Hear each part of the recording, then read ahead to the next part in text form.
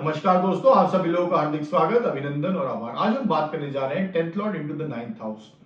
जब कुंडली में दशम भाव के स्वामी अगर नवम भाव में विराजमान हो तो करियर्स और प्रोफेशंस को लेके क्या क्या पॉसिबिलिटीज बनती हैं।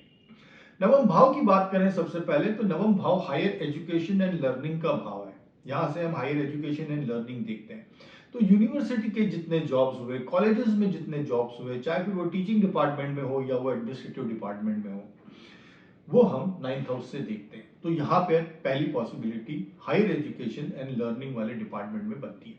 दूसरी पॉसिबिलिटीज की बात करें तो टूर एंड ट्रैवल इंडस्ट्री। नवम भाव से हम टूर एंड ट्रैवल इंडस्ट्रीज भी देखते हैं। हो सकता है कि आपकी ट्रैवल की एजेंसी हो सकता है आप ऐसी कंपनी में काम करते हो जो कि टूर्स अरेंज करते हो सकता है कि आप ट्रैवल एजेंट हो सकता है आप ट्रैवलिंग के बारे में ब्लॉग्स लिखते हो, कोई राइटअप्स लिखते हो सकता है कि आप ट्रैवल फोटोग्राफी में हो।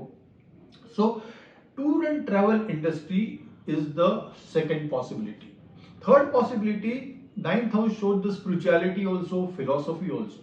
तो हो सकता है कि आप मोटिवेशनल स्पीकर हो सकता है आप कोच हो सकता है आप मेंटरशिप में हो। बिकॉज नवम भाव से हम मोटिवेशन भी देखते हैं, इंस्पिरेशन भी देखते हैं, स्पिरिचुअलिटी भी देखते हैं, लर्निंग्स भी देखते हैं, फिलोसफी भी देखते हैं। तो हो सकता है कि आप अच्छे स्पिरिचुअल लीडर हो सकता है कि आप ऐसे बिजनेस में हो जहां की आप, हो सकता है कि आप कंसल्टिंग बिजनेस में हो जहां की आप लोगों को कोच करते हो, गाइड करते हो, सजेस्ट करते हो और लोग आपसे आपकी राय लेने आते हो, आपसे कंसल्ट करने आते हो।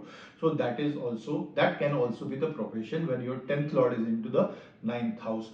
आगे बात करें तो हो सकता है कि आप पब्लिशिंग इंडस्ट्री से जुड़े हो, writing in publishing industry. Writing in publishing industries can also be the possibility. हो सकता है you can be a author, you can be a journalist, you can be editor, you can be a publisher. तो ये सब possibilities भी इस combination के साथ बनती है। फिफ्थ पॉइंट की बात करें तो लीगल प्रोफेशन, एथिक्स वाले प्रोफेशन, लीगल प्रोफेशन, क्योंकि नवम भाव से हम धर्म को भी देखते हैं, ये धर्म का भी स्थान है। तो कौन सी चीज सही है वो हमको धर्म गाइड करता है, वो हमारा हमको रिलीजन गाइड करता है। तो यहाँ पे हम लीगल प्रोफेशंस भी देखते हैं जिसमें कि एथिक्स इन्वॉल्व हो, जिसमें कि ह्यूमन राइट्स इन्वॉल्व हो, सिविल राइट्स इन्वॉल्व हो। यहाँ से हम इंटरनेशनल लॉ वगैरह भी देखते हैं। तो ये जो प्रोफेशंस है वो हम 9th हाउस से देखते हैं। तो ये इन क्षेत्रों में भी पॉसिबिलिटी बनती है। जैसे कि मैं 9th हाउस को बता रहा हूं कि इंटरनेशनल लॉ भी देखते हैं। तो यहां से हम फॉरेन अफेयर्स भी देखते हैं। फॉरेन अफेयर्स हुए, फॉरेन डिप्लोमेसी हुई, फॉरेन की स्ट्रैटेजीज हुई, इंडियन फॉरेन सर्विसेज जो होती है गवर्नमेंट की, ये सब जो सर्विसेज है, foreign diplomacy, international law, foreign affairs, foreign ministry के जितने जॉब्स होते हैं वो भी हम 9th हाउस से देखते हैं। तो वहां पे भी पॉसिबिलिटीज बनती है। International, not only in the government sector, अगर इंटरनेशनल की बात करें तो हो सकता है कि आपका कोई प्राइवेट बिजनेस भी हो सकता है यू आर इंटरनेशनल कंपनीज से आप किसी तरीके से जुड़े हो सकता है कि you are into import export business, हो सकता है कि you are into global marketing, international business, international trade, global marketing. ये जो फील्ड्स हैं ये भी पॉसिबिलिटी शो करती है जब 10th lord is into the 9th house. आगे अगर 9th हाउस की बात करें तो 9th हाउस एक एडवेंचर का स्थान है।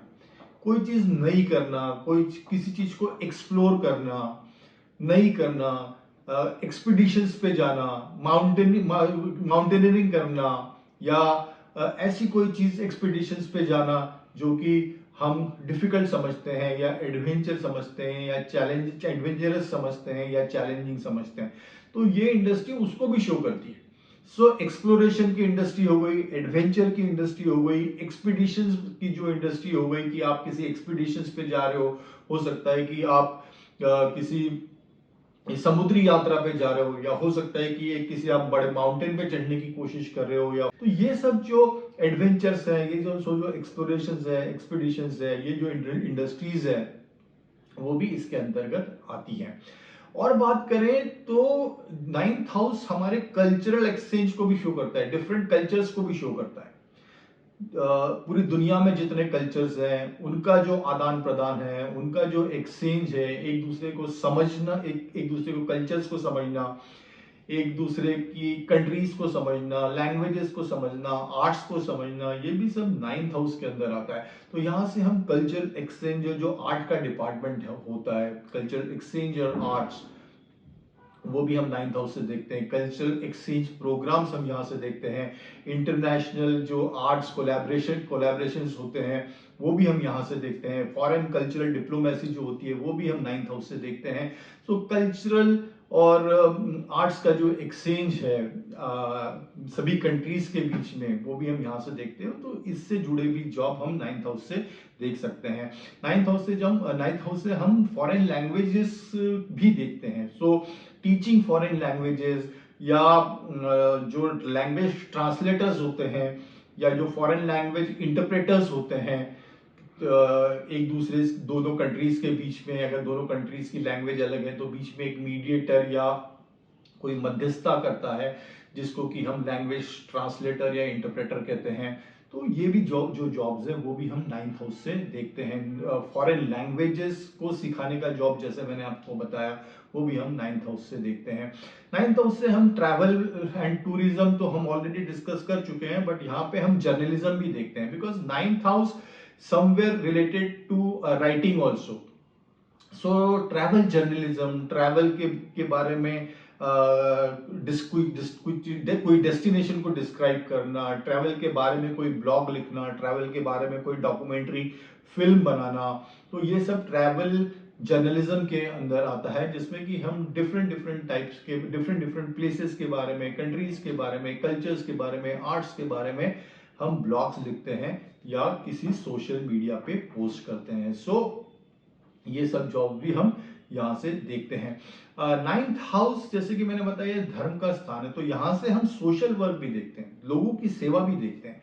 ह्यूमैनिटेरियन वर्क जिसको हम कहते हैं, सोशल वर्क जिसको हम कहते हैं, जिसको कि हम ऐसे सब काम या ऐसी सब एक्टिविटीज जिसमें कि हम लोगों के बेटरमेंट के बारे में सोचे, उनके भले के बारे में सोचे, उनको मोटिवेट करें, उनको इंस्पायर करें, उनको उनको एक होप दें। अगर वो पीड़ित हैं, दुखी हैं, तो उनको एक होप दें। तो ये सब जो ह्यूमैनिटेरियन वर्क है, उसके लिए जो जॉब, उसकी ये जो सब फील्ड है, वो भी नाइन्थ हाउस के अंदर आती है। नाइन्थ हाउस के अंदर वो सब चीजें भी आती हैं जो हम देश के लिए करते हैं, समाज के लिए करते हैं, उस चीज उनके भले के लिए करते हैं। कोई एक जो कॉज होता है, जो पर्पज होता है, वो बिगर कॉज होता है, बिगर पर्पज रहता है। उसमें कोई सेल्फ इंटरेस्ट नहीं रहता है, बट हाँ समाज का इंटरेस्ट रहता है, समाज के भले, समाज का भला हो, देश का भला हो, ऑन द होल जो ह्यूमन बीइंग्स हैं, या ये जो प्लैनेट्स हैं, ये जो एनवायरनमेंट है, इसका भला हो। तो उसके बारे में जो रिलेटेड जॉब्स है, एनवायरमेंटल के रिलेटेड या इकोलॉजी के रिलेटेड जो भी जॉब्स है, वो सब इसके नाइन्थ हाउस के अंदर आते हैं। तो वो भी पॉसिबिलिटीज बनती हैं। नाइन्थ हाउस से हम रिलीजियस प्रीस्ट भी देखते हैं, रिलीजियस एजुकेटर्स भी देखते हैं, जो हमको आध्यात्मिक शिक्षा देते हैं, या हमको जो धर्म के बारे में शिक्षा देते हैं, ये जो हमारे गुरुजन हैं, स्पिरिचुअल लीडर्स हैं, जो हमको इन सब के बारे में शिक्षा देते हैं, तो वो भी हम नाइन्थ हाउस से देखते हैं। तो अगर ये सब जितने भी प्रोफेशंस हमने डिस्कस किए, ये सब नाइन्थ हाउस के अंतर्गत आते हैं। और जब भी आपका दशम भाव का स्वामी, जो कि कर्म भाव का स्वामी है, आपके करियर भाव का स्वामी है, प्रोफेशन के भाव का स्वामी है, जब भी वो नाइन्थ हाउस में विराजमान होंगे, तो ये सब करियर्स और प्रोफेशंस को लेके डिफरेंट डिफरेंट पॉसिबिलिटीज बनती हैं। So this is all about when your 10th lord is into the 9th house. Thank you so much, wish you all the best, bye and take care.